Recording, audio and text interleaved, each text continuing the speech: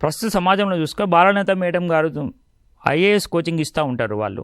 So వారి యొక్క లోపాలను అధిగమించి ఎంతోమందిని కూడా ఐఏఎస్లుగా తీర్చిదిద్దేటువంటి ఒక ప్రయోజనమైన కార్యక్రమాన్ని, ఒక గొప్ప కార్యక్రమాన్ని వాళ్ళు చేపట్టడం జరిగింది. అలాగే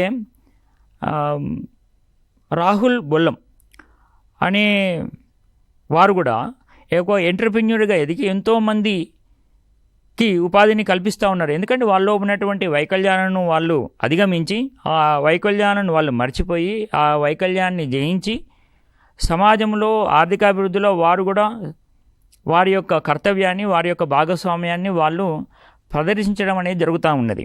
సో ఈ సమగ్రత యొక్క ప్రయోజనం ఏంటి అంటే, ఈ వెనుకబడ్డ తరగతుల పిల్లలే కావచ్చు, లేకపోతే వివక్షకు గురైన పిల్లలే కావచ్చు, లేకపోతే ఈ రకమైన శారీరకమైనటువంటి వైకల్యాలు కలిగినటువంటి పిల్లలే కావచ్చు, వారిని సమాజంలో ఒక భాగంగా గుర్తించి, సమాజంలో వారిని ఒక ముఖ్య వనరుగా, మానవ వనరుగా గుర్తించి, వారికి తగినటువంటి ప్రోత్సాహాన్ని కనుక అందించిన పక్షంలో వారిలో ఉన్నటువంటి వైవిధ్యాన్ని ప్రదర్శించడం ద్వారా, వారిలో ఉన్నటువంటి నైపుణ్యాన్ని సానపట్టుకోవడం ద్వారా వారి యొక్క సమాజ వృద్ధిలో వాళ్ళొక ప్రముఖమైనటువంటి భాగస్వామ్యం మనకు అందించగలుగుతారు.